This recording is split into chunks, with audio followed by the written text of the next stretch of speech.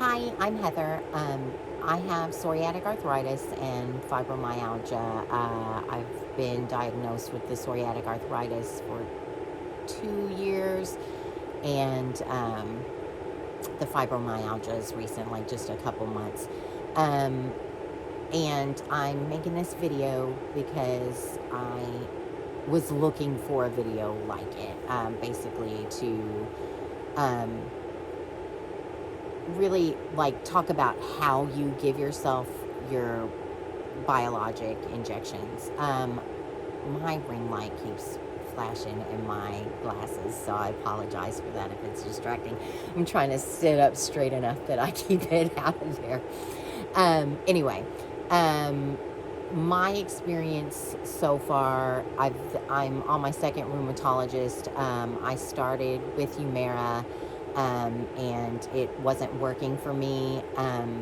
But everybody is different. I'll talk a little bit about later about how my experiences that are similar on the different medications, just kind of an FYI thing, because there are a lot of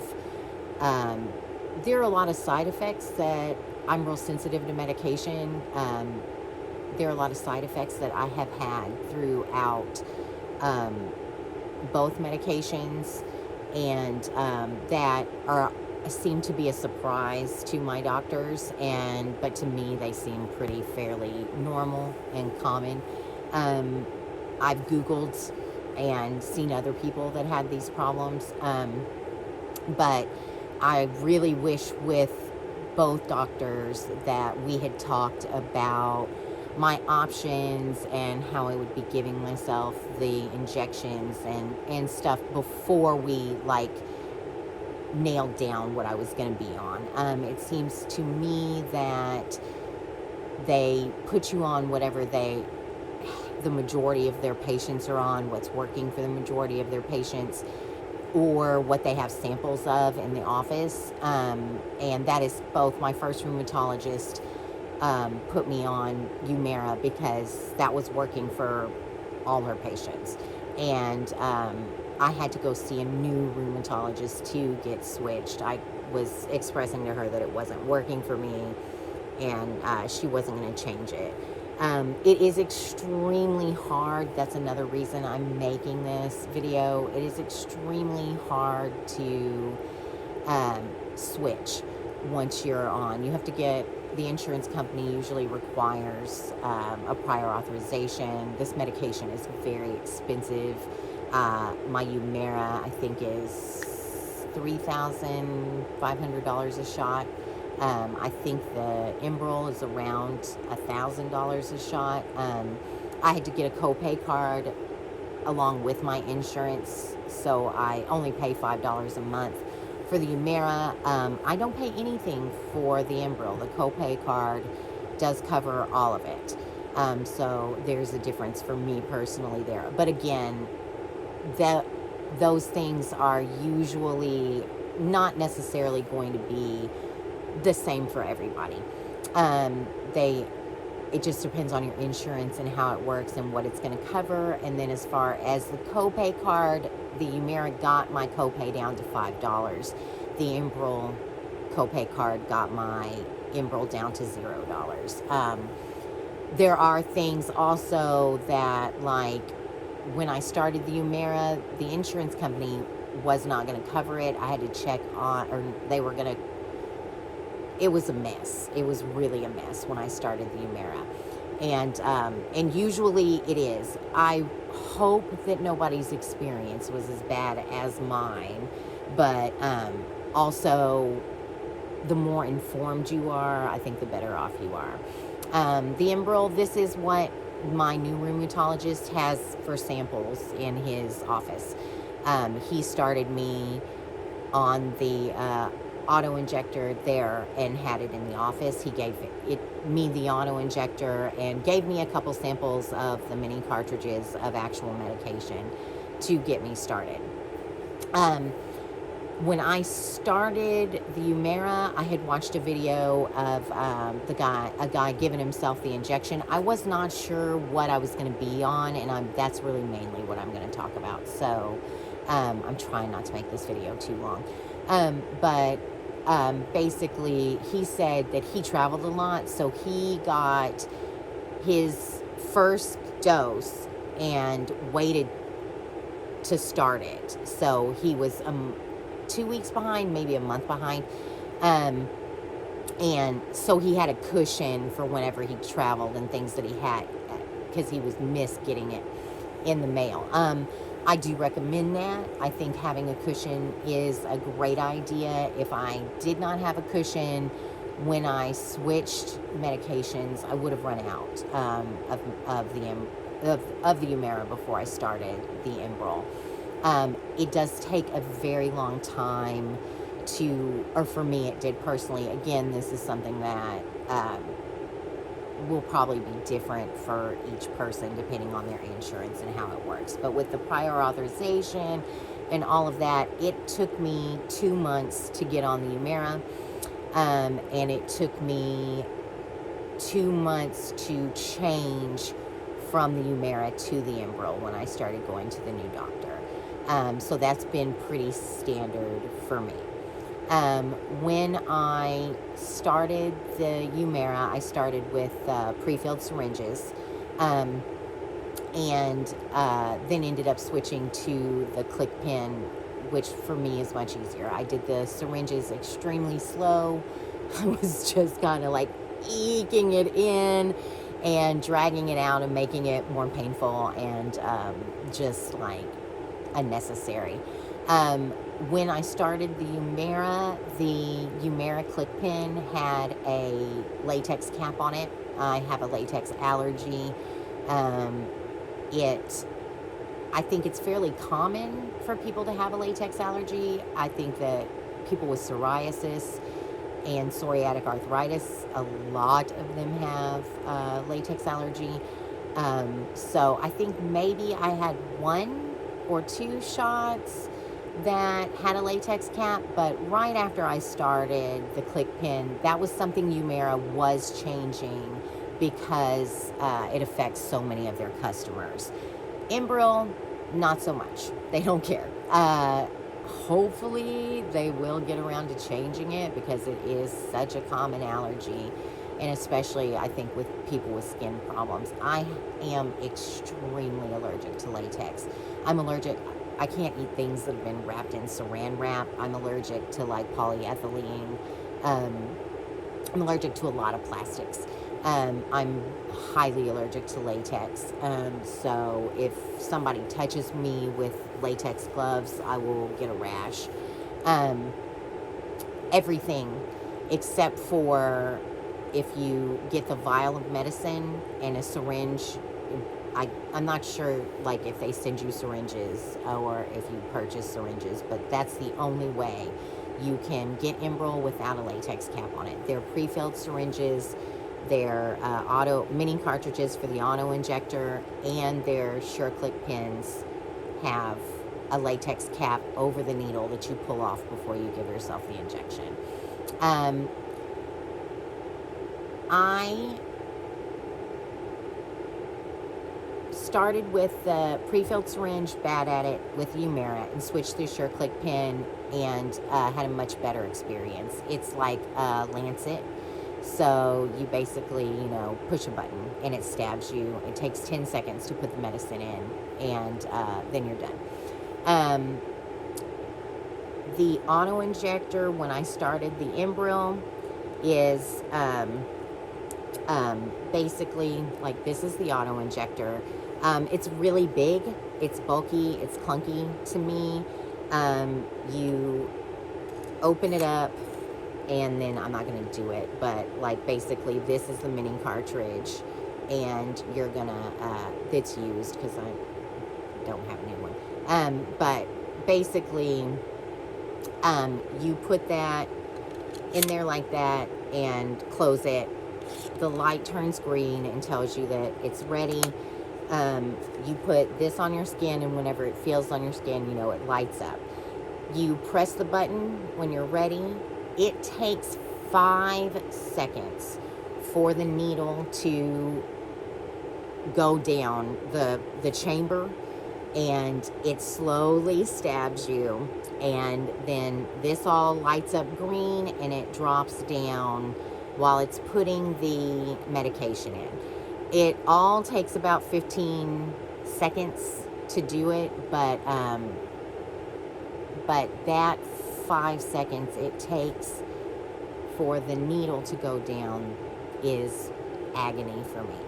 So I can't even take, like, I had a panic attack, like the second or third shot I had, because I was anticipating it, and it goes slow. And really, honestly, to me, this was so very similar to the pre-filled syringes, because I was stabbing myself really slow and injecting it really slow because I was scared and I don't like needles. So I asked to be switched to the Sure Click pen, which is similar to the click pen from Humira. This is a Sure Click pen. It has a button here. This is, okay, so I just put the cap back on. Basically, this part it's out, it's extended all the way. You can see it moves a little bit. It's only sticking out barely, probably this much whenever when it's not used. And you have to make sure that you press that down and that it's off. This gray part is flush with your skin. So you would be pushing this button all the way in, and then when it's done, it stays out like that. So basically, you just push the button and it stabs you real fast, and like a lancet, like checking blood sugar lancet, and still takes 10 to 15 seconds to drop out. It travels down that window and shows you it's done. So mainly the main difference, like if you're switching from Humira to Enbrel, they're very similar. The click pens are almost identical. It's just, and how they work is identical. It's just a little bit like the Humira pen has caps on it. This has one cap, and the Humira has a cap covering the button, so you don't accidentally push it. But like, that's really not a problem for me. I'm going to talk a little bit about, so I like all the click pens better. I hate this auto injector with the mini cartridge. I cannot handle this 5 seconds it takes for the needle go down and stabbing you slowly. It hurts more. The injection site reaction that I had the whole time that I was using the auto injector was honestly like about this big around. And since I switched to the click pen, it's like this big around. From, I guess, I don't know if the cap has more latex on it. The auto touch connect, the injector, it is reusable. I did like that. It is less waste, but not that much. I mean, you're going from that little cartridge to that pen, but it doesn't justify the dislike I have for it. I will say my auto injector is defective. I don't know what that means. I don't know if it made it go slower. I doubt it. It just doesn't connect to the Bluetooth on my phone. And that is how it'll automatically log for you, and mine won't do that. They were supposed to, I had to call about it. They were supposed to send me a new one. They have not. I had to talk to an IT person. They passed me around to a few different people, calling about it not working. And basically, they said that somebody else from IT would call me and they'd get a new auto injector out to me, and they just never did. And I switched to the click pen, so it doesn't really matter. But also, it's concerning for me. Like, you can't change the batteries in the Auto Touch Connect. If it breaks, you just can't give yourself your shot that night. So you get 4 pins. It's a good idea to check them, like whenever you get them, the Sure Click pins. You get 4 of them, so if one of them's cloudy or something's wrong, you can let the pharmacy know right away, and they'll send usually a couple days to get you another one.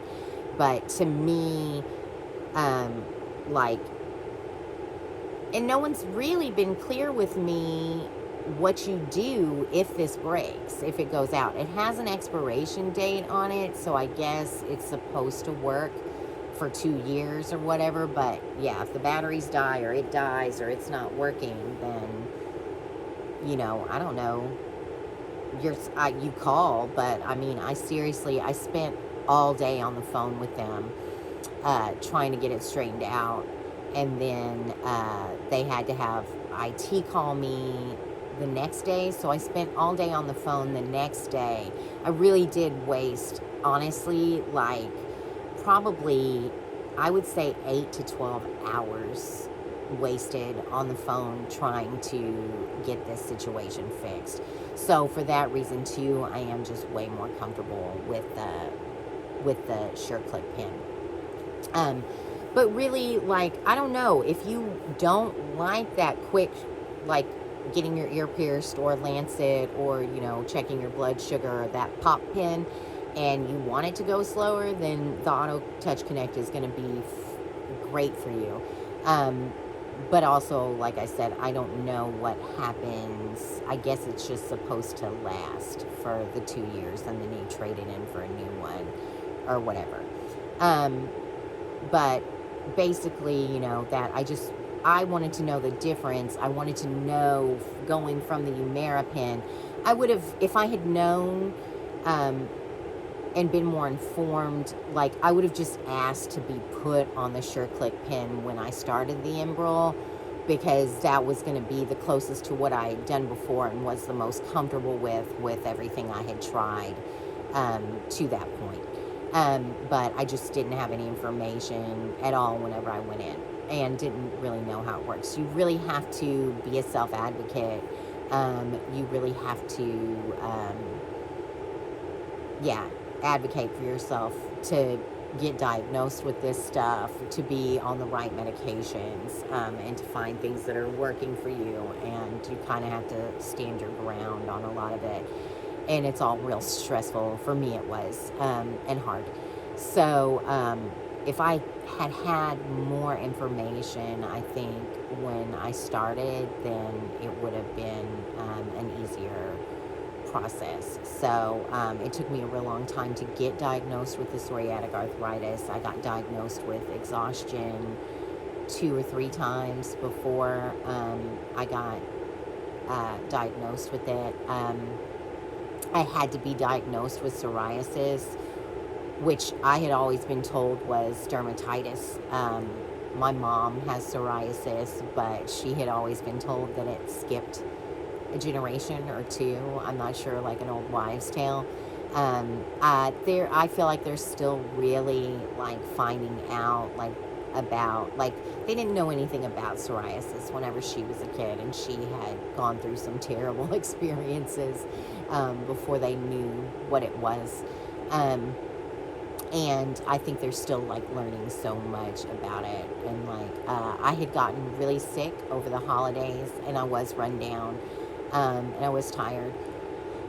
And I got a stomach virus, I got dehydrated, I got a kidney infection. It took me 3 rounds of antibiotics to get rid of the kidney infection. I was like, there is something wrong, and I am just so tired all the time. And I said, I had been in a real bad car wreck when I was younger. I have a metal rod in my leg. I have arthritis in a lot of spots from the injuries I have. And I guess the new rheumatologist says that's what the fibromyalgia is from as well. But it changed. Like, I've had arthritis since I was 21 in my knees and like my hips. I problems with my ribs. I broke ribs. I popped both my lungs in the wreck. So I get, like, inflammation, I guess, where the scar tissue is from the lung tubes they had to put in, and from the broken ribs. But, like, all of that changed and got way more intense. There were days I felt like I couldn't get out of the bed. I was in so much pain.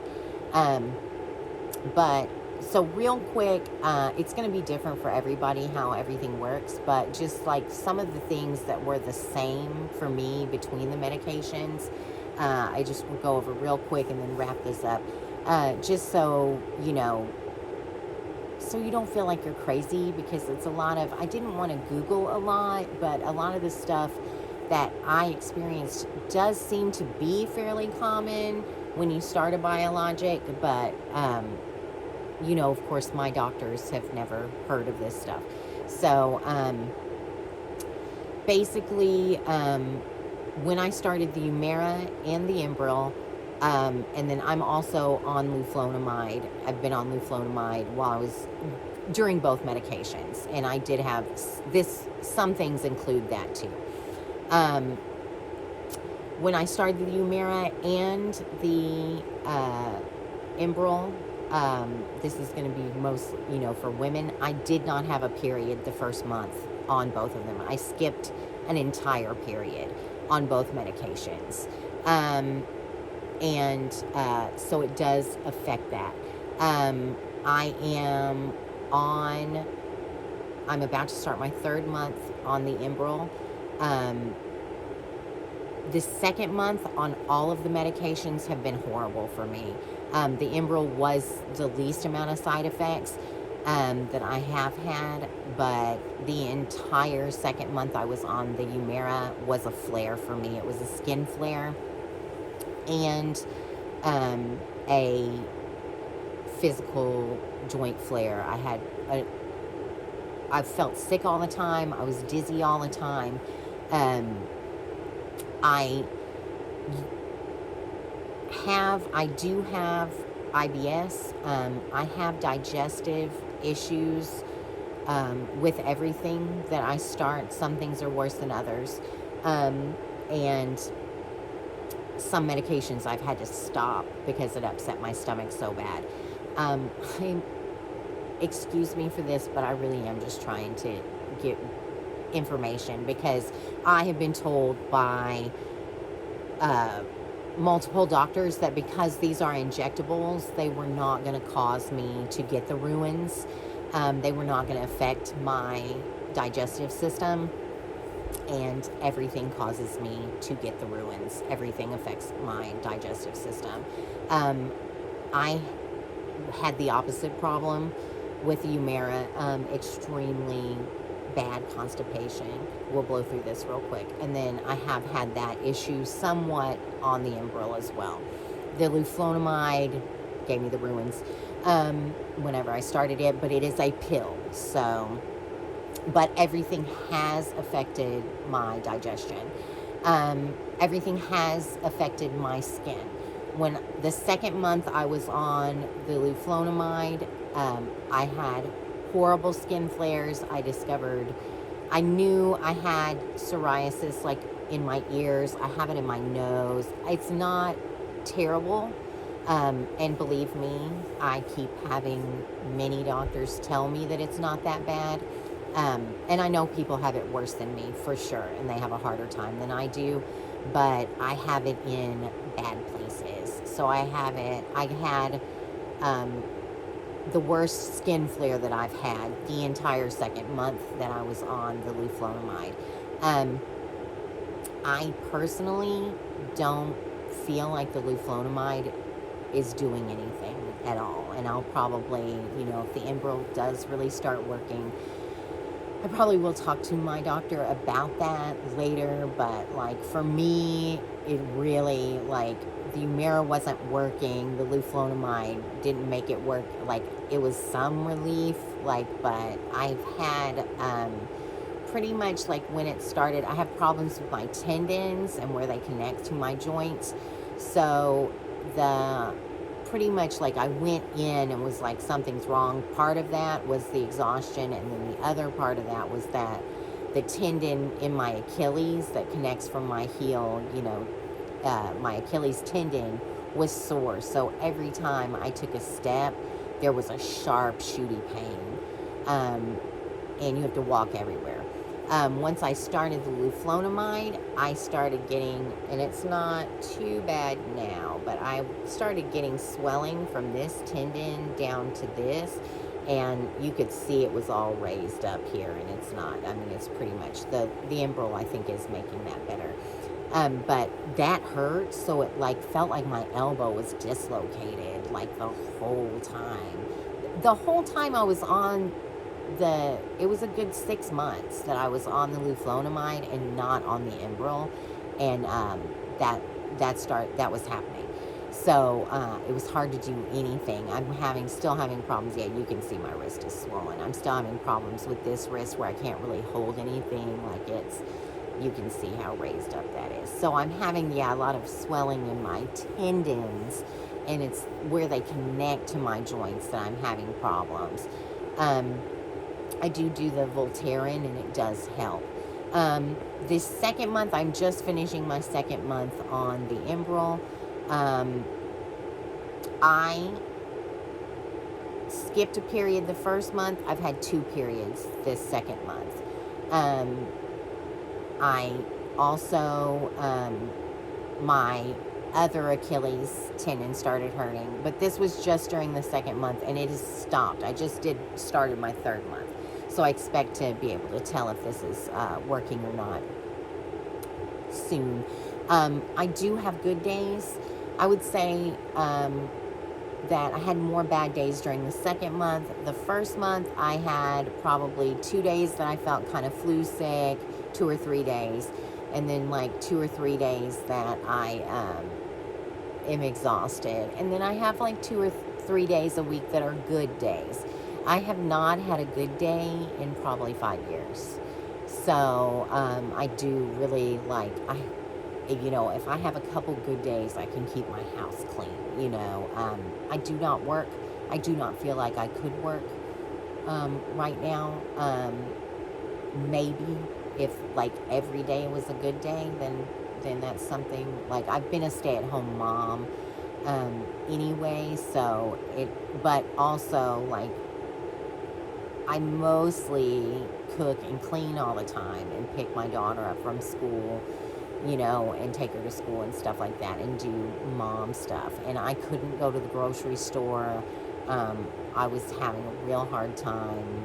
There are some days that I get up and I cook, and that's all I can do is cook and clean up after it.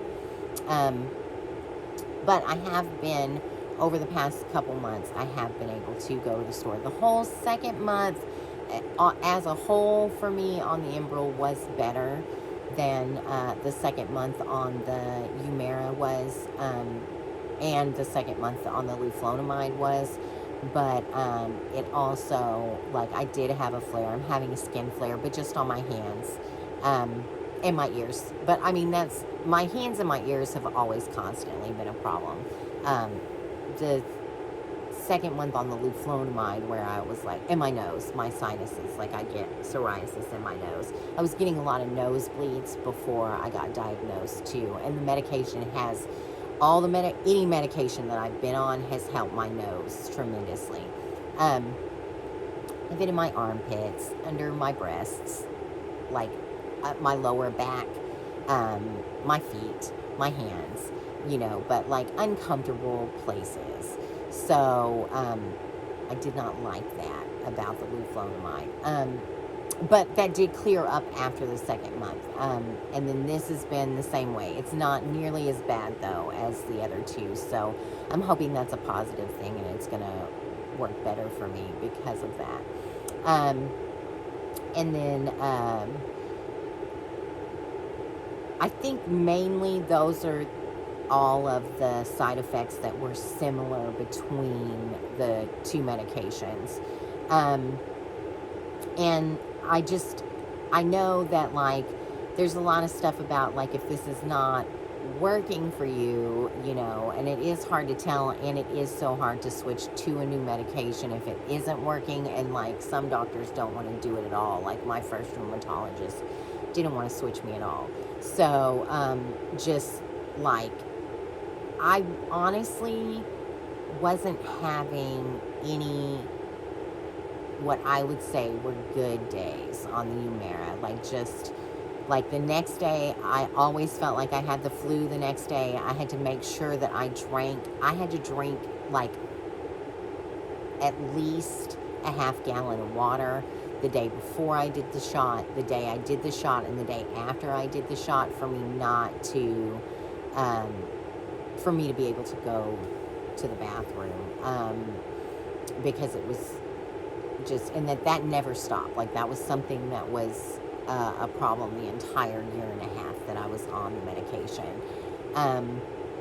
I always felt sick the next day. Like, I had the flu, usually Saturday. I could do my shots on Fridays. And so I'd have the weekend so I could kind of get it together before having to start the school week with my daughter.